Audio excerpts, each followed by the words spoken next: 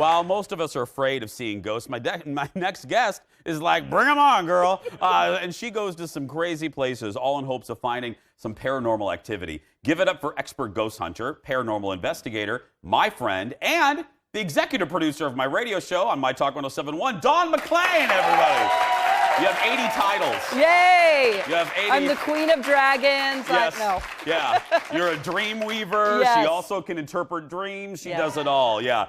Hey, I should tell you guys, actually, too, the story that Dawn's going to tell is a little, not adult, but a little graphic. Just a warning if there are little ones. It's not bad, but just want to give you a warning out of respect. So where did you go on this trip? I went to New Orleans. Okay. It's the most haunted city in America, so of course that's a place that I want to go. Yeah. I've been there before, but only on business stuff, so this was a personal trip. And this was, you kind of have a connection to another Jason Show friend, psychic Maria Shaw. Yes, so Maria Shaw, she's incredible. She lives in the French Quarter, and she gave me a lot of suggestions as to where to go.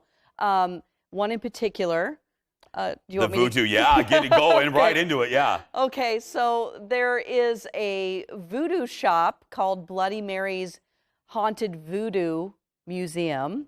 They have, right. Sounds delightful, Dawn. It's so exciting. They have all kinds of haunted items in there. They do seances in there.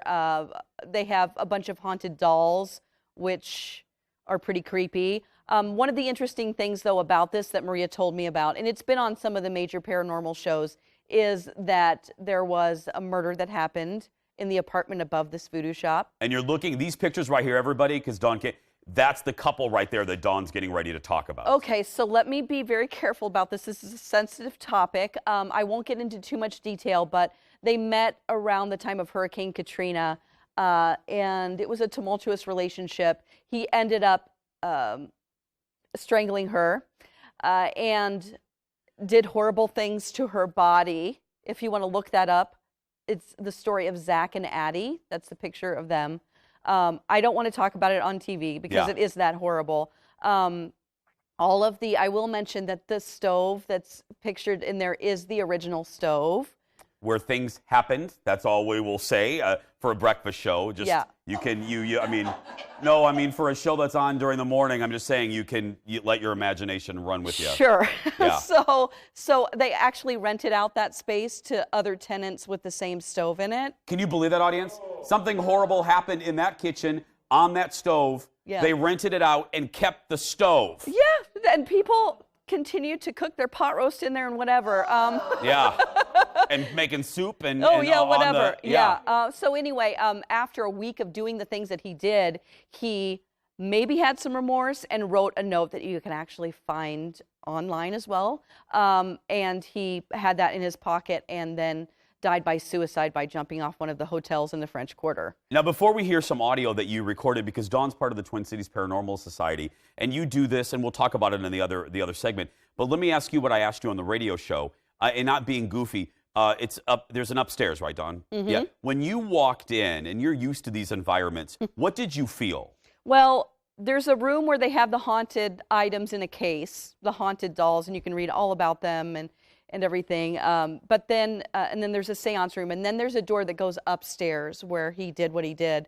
The minute I opened that door, I got a rush of the feeling that a presence of spirits up there.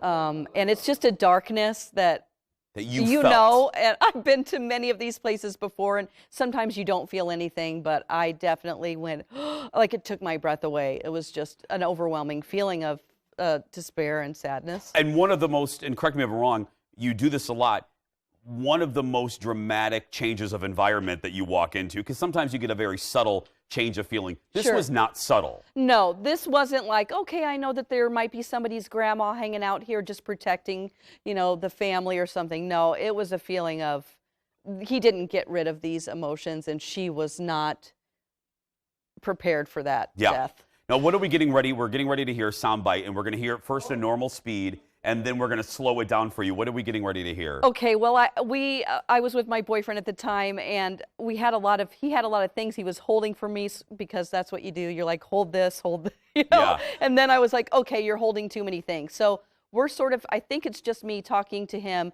But then there's another voice that comes in that tells me what to do with my stuff, basically. It's sort of watching over me. Listen to this. Hey, Zach. Is that you? Or is it Addie? Sorry, don't want you to have to hold all that stuff.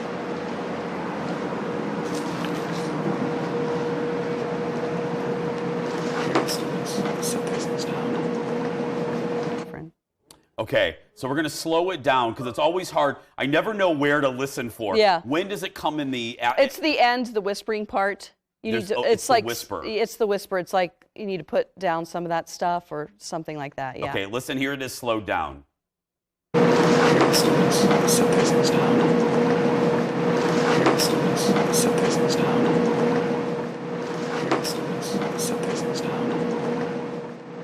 Okay, that is... my boyfriend. That's not your boyfriend. No. Someone's whispering to you, and it ain't your man. No. I would be out of that house like the road runner. Yes, yeah.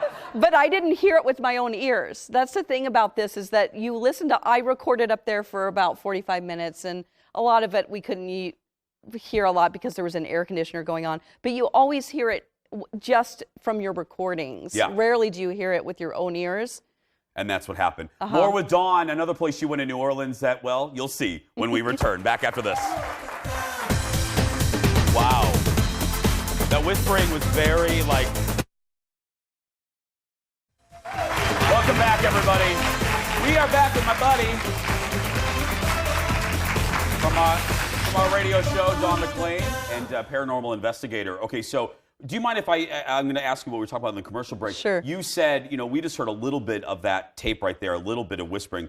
You said in all your years doing this, as you went through the tape, this is, you had the most clear stuff out of this house. Out of a house that I was talking about, that other case that we had. Yes. I'm sorry, it was the other case. Yeah. Sorry. Yeah. Mm-hmm. Okay, let's move on. So you left that place, and the fun didn't stop there. Dawn then decided, hey, let's go to a cemetery. So explain to everybody, because if you've been to New Orleans, you know they have very famous cemeteries. Mm-hmm. What makes this one so famous? Well, it's the first one. It's St. Louis Cemetery #1. And you can't go in there without a tour anymore because people have desecrated the tomb of Marie Laveau. And who was, for people who aren't familiar, who was Marie Laveau is the most famous voodoo queen of New Orleans. She was around at the turn of the century. She was known to basically know everything about everyone, and nobody really knew how she did that. What's great about the tour I took, which Maria recommended to me, is that they're all history majors. It's haunted history tours. Oh, nice. They're like voted #1 by the Travel Channel. Here's some pictures, they're great. Everybody. Yeah, so he will take you through the cemetery and give you the history of all of these tombs. It's incredibly just fascinating.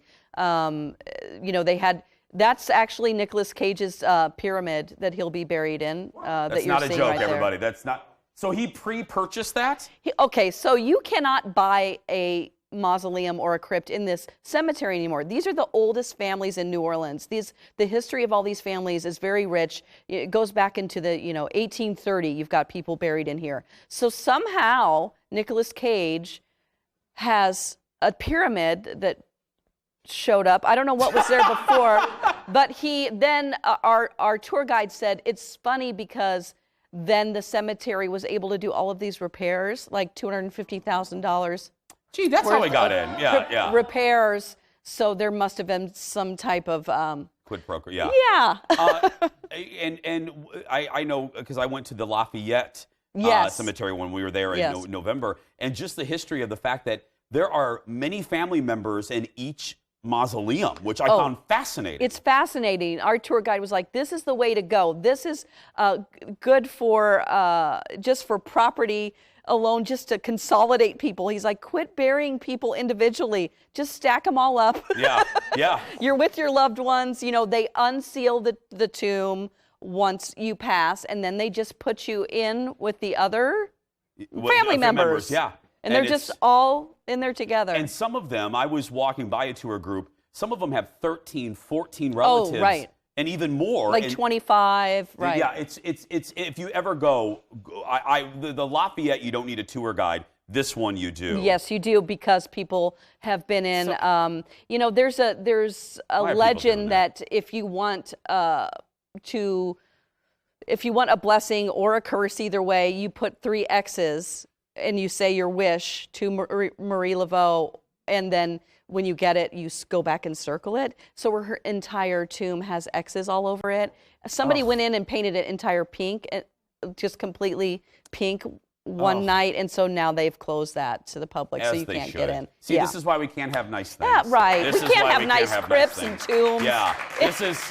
So really quick before you go, if people are watching, Dawn is part of the Twin Cities Paranormal Society. And if people, I mean, you get phone calls all the time. If people are sensing something in their house, they can call the society, right? Yes.